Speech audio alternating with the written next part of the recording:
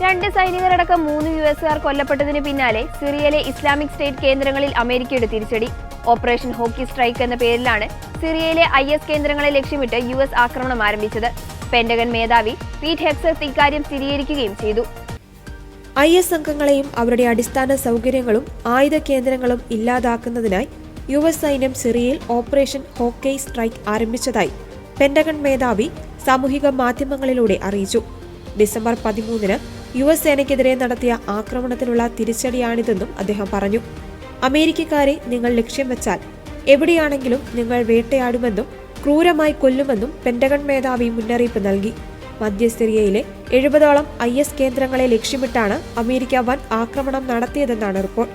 കൂടുതൽ ആക്രമണങ്ങൾ ഇനിയും പ്രതീക്ഷിക്കാമെന്നും പേര് വെളിപ്പെടുത്താൻ ആഗ്രഹിക്കാത്ത US ഉദ്യോഗസ്ഥനെ ഉദ്ധരിച്ച് വാർത്താ ഏജൻസികൾ റിപ്പോർട്ട് ചെയ്തു. അത്യാധുനിക യുദ്ധവിമാനങ്ങളായ F-15 ഈഗിൾ, A-10 തണ്ടർബോൾട്ട് തുടങ്ങിയവയും AH-65 അപ്പാച്ചെ ഹെലികോപ്റ്ററുകളുമടക്കം ഉപയോഗിച്ചാണ് US സൈന്യം IS കേന്ദ്രങ്ങളിൽ തിരിച്ചടി നടത്തിയതെന്നാണ് വിവരം.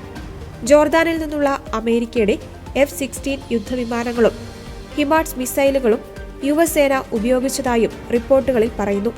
ദിവസങ്ങൾക്ക് മുൻപാണ് IS ഭീകരൻ നടത്തിയ ആക്രമണങ്ങളിൽ 2 സൈനികരടക്കം 3 യുഎസുകാർ കൊല്ലപ്പെട്ടത്. സിറിയയിലെ പാൽമൈറയിലായിരുന്നു സംഭവം.